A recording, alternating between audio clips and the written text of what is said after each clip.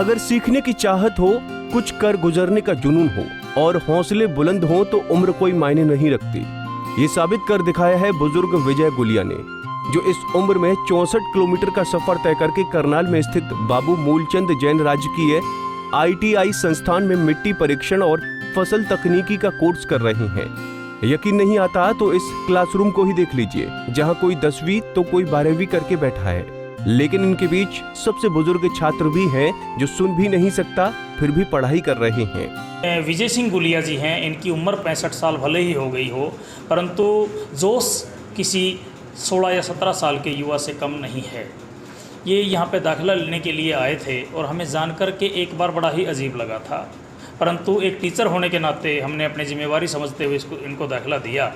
और दाखिला देने के बाद हमने देखा कि हमने इनको एडमिट करके कोई भी गलती नहीं की। इनमें सीखने की बहुत अच्छी लगन है। ये अपना होमवर्क समय पर करते हैं, पूर्णतः ड्रेस में और नियमानुसार संस्थान में आते हैं, और ये कभी भी किसी भी काम को लेट नहीं होने देते, समय पर अपना काम पूरा करते हैं। भले ही ये 64 किलोमीटर का सफ़र तय करते हों, परंतु ये डेली समय पर आते हैं। और सबसे ख़ास बात, जब ये बैठे होते हैं तो जो दूसरे बच्चे हैं जिनकी उम्र 15 साल, 16 साल या 17 साल है, वो भी परिपक्व इनको देखकर हो गए हैं। विजय गुलिया सुन भले ही न पाते हों, मगर लिखकर और कभी कभी तो शब्दों का उच्चारण देखकर ही समझ जाते हैं कि क्लास में समय पर आना, अपना होमवर्क समय पर करना और अपना एक्सपीरियंस बाकी छात्रों के साथ साझा करना इनकी कुछ ऐसी आदतें हैं जिनसे बाकी युवाओं को काफी फायदा हो रहा है। के साथ हम ताऊ जी बोलते हैं, हम इनको सर भी बोलते हैं, तो हमें इनसे बहुत कुछ सीखने को मिल रहा है।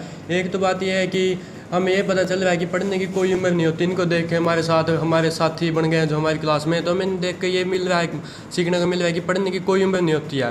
कृषि के बारे में जानने के लिए मिलता है, कृषि कैसे की जाती है। जैसे हम गांव में पहले कृषि करते थे, उसमें ये नहीं पता था कितना यूरिया डालना है, कितना DAP डालना है, इस चीज़ में किस चीज़ की कमी है। तो हम जो भी हमारे को कोई दुकानदार बोलता था, हम उसको वही सामान ले लेते थे और अपने खेत में डाल देते थे। इससे हमारे शरीर को बहुत प्रभाव पड़ता था। तो इस ट्रेन से हमें पता चलता समय यार एक बीमारी का पता चलता है कि हमारी मिट्टी में किस चीज़ की कमी है और हम उस चीज़ को पूरा कर सकते हैं। ये ट्रेन बहुत अच्छी है। दूसरे जो स्टूडेंट हैं या बच्चे हैं उनसे क्या अपील करोगे? मैं सभी से ये अपील करना चाहूँगा कि इस ट्रेन में बढ़ चढ़ कर भाग लें और अपनी खेती बाड़ी को अच्छे तरीके से करें। सोनीपत के गन्नौर से रोजाना बस में 64 किलोमीटर का सफर तय कर ITI संस्थान करनाल पहुंचते हैं।